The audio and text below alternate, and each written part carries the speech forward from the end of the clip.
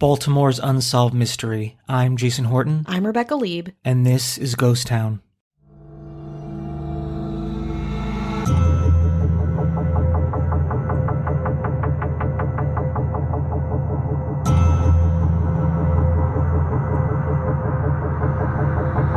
Did Ray fall? Was he pushed?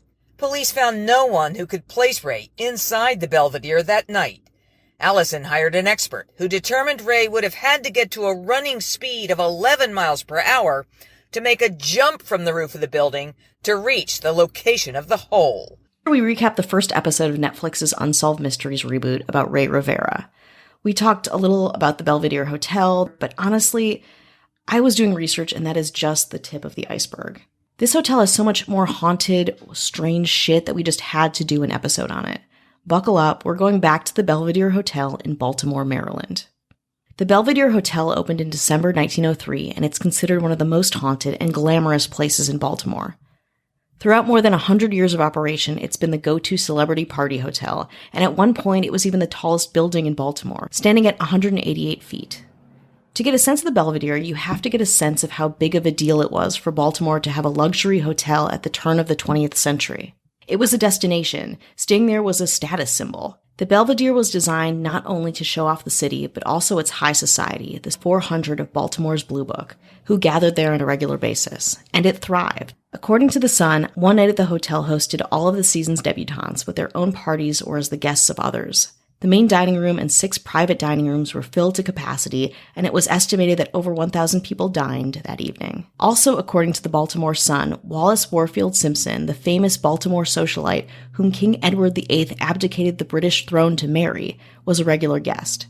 Others include F. Scott Fitzgerald, Clark Gable, Carol Lombard, Rudolph Valentino, Gloria Swanson, John D. Rockefeller, Andrew Carnegie, Cecil B. DeMille, Groucho Marx, Kenny Rogers, Jean Harlow, Al Pacino, the Queen Mary of Romania, and every U.S. president from Teddy Roosevelt to JFK. People lived there and people died there, especially from suicide. In 1909, 6 years after the hotel opened, 17-year-old Thomas E. Sutton Jr. checked into the hotel after fighting with his dad. His dad insisted that Sutton give up his house key. According to the Baltimore Sun, the father said he feared his son was keeping bad company and took the key from him for that reason. 10 years earlier, Sutton had undergone an appendix operation at Maryland University Hospital, where he was put to sleep by chloroform, which apparently gave him the inspiration for his tragic plan. There in the hotel room, Sutton Jr. committed suicide by inhaling his own supply of chloroform. In June 1917, a maid discovered blood trickling from underneath the bedroom door, so she called for help.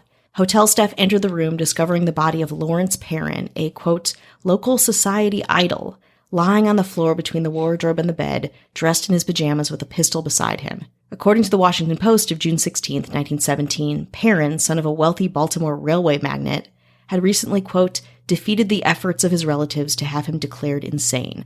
A patient at the Phillips Clinical of Johns Hopkins Hospital, Perrin had apparently checked into the Belvedere in order to take his own life. Letters left on the bureau to his wife and mother indicated a recurrence of his mental depression. A year later, 20-year-old Bernice Cheney Webster was strangled to death in her bridal chambers after being accused of infidelity by her husband, 32-year-old Carlisle P. Webster. Carlisle then swallowed poison and left a note saying, quote, I have known the girl I married for nearly 2 years and I could not believe certain things. I loved her so much, so it is better that we both die together. Carlisle was actually alive when the police found him and was taken to Mercy Hospital and placed under guard. Then, more suicides. Harry C. Hassett, who was the president of the brokerage merchandising firm in Toledo, Ohio, also took his own life in 1921. The police received a telegram about him before he shot himself, but were too late to stop him. The Washington Post reported that they found Hassett dead with a gun in each hand, along with a note where he called himself, quote, as crazy as a bedbug. On February 2, 1929, the pajama-clad body of a man was discovered on the roof of the Belvedere's second-floor sun parlor. The body turned out to be that of William Harvey King Jr., assistant to the president of the Baltimore Steam Packet Company. King either jumped or fell to his death from his hotel room on the 10th floor. The Washington Post said, William A. Faison, a friend, said King attended the Valdez Arts last night and did not return to the hotel until about 6:30 a.m. Faison said he believed King went to the window for a breath of air, lost his balance, and toppled out. That same year, Yale student Leigh Miltz Marlowe, the son of Thomas A. Marlowe, a high-profile finance guy and former member of the Republican National Committee, fell from the 8th floor of the Belvedere Hotel to his death on the streets of Baltimore. In May 1936, two 21-year-old girls got their legs caught between the shaft and ledge of an overloaded elevator. They were then trampled by the other shocked hotel guests. In the 70s, the hotel was abandoned before it was renovated in the 1980s. In 73, Samuel Shapiro, owner of a number of parking lots around the city, including the garage next to the Belvedere, and a two-time candidate for Baltimore mayor, was shot to death in the lobby of the hotel by a former employee, Doug Airy. Shapiro's body was dragged to the hotel bar and stuffed into a trunk when he realized it was too small for the body to fit. Airy then searched the hotel until he found a large crate on the 11th floor which would fit Shapiro's body. Airy then drove to Pennsylvania and rolled Shapiro's body down a hill. Airy went to fetch a shovel to bury the body, but he forgot where it rolled and then he just left it there. Finally, by the end of the 1980s, a maintenance man who lived in the building's sub-basement near the furnace was killed by a former employee he'd fired the day before. Then, of course, we get to the death of Rey Rivera, which you probably already know. On May 24, 2006, Rivera went missing from his home after receiving a phone call from the Agora Publishing switchboard, according to a guest staying with Rivera and his wife. After several days of searching for clues, his wife's parents found his car. Rivera's co-workers went to the top of the parking structure near where the car was discovered and noticed a hole in the roof of the south wing of the hotel. Rivera's partially decomposed body was discovered in the conference room under the roof's hole. The Unsolved Mysteries episode is very good. If you want more information, they do an incredible job of telling this tragic story.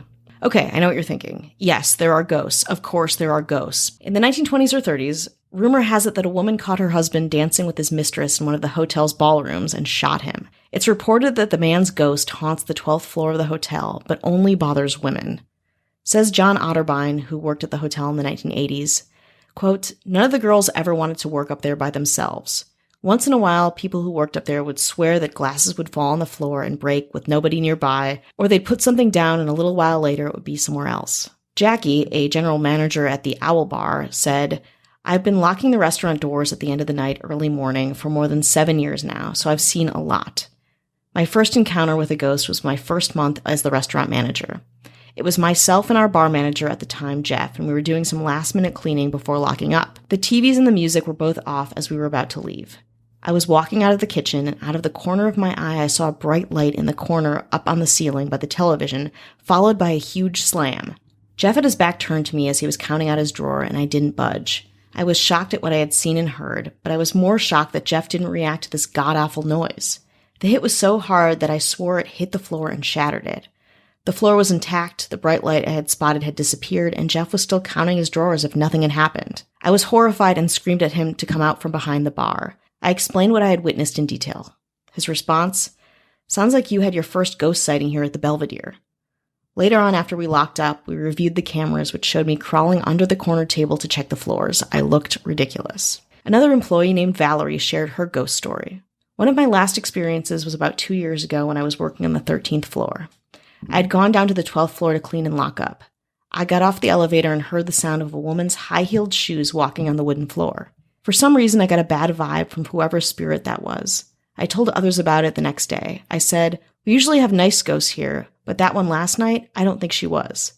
That night, I was cleaning and locking up the 12th floor again. Before I came down, I texted my husband to ask what he wanted for dinner, so just before I was about to lock the doors, I checked my phone to see if my husband texted back. When I opened my phone, the letters were being pressed and a message came across my phone saying, quote, 'I am a beautiful person, I am a beautiful person, I am a beautiful person.' Today, the Belvedere is a mixed-use condominium complex, and you can purchase individual living units, efficiencies, or 1 or 2 bedrooms, ranging in price from about $60,000 to $300,000. You can still hang out at the bar, the Owl Bar, the bar Shapiro's body hung out in before it was driven to Pennsylvania. You can check out the high views and balconies, or hang out in a sushi bar in the basement. Everything is available to you via the Belvedere. If I was around in the turn of the century up into the 1990s, and somebody says, 'Hey, come meet me at the Belvedere,' I'd be like, no. Don't do it. If I thought, I was like, did I ever have an argument with this person? It seems like the worst place to go to, although it's a place you want to be at, so it's a double-edged sword. Yeah, I want to be there, but I don't want to end up something mysteriously I'm falling off a building. Yeah. Unless is a celebrity there, Yeah. or maybe even a weird Tinder date. Oh, or okay. So you're getting do go. catfished, or you're bored, or you're lonely. Or any reason at all to go. So Other than don't that- go unless you have any reason at all to go. Other than that, Okay. do not go.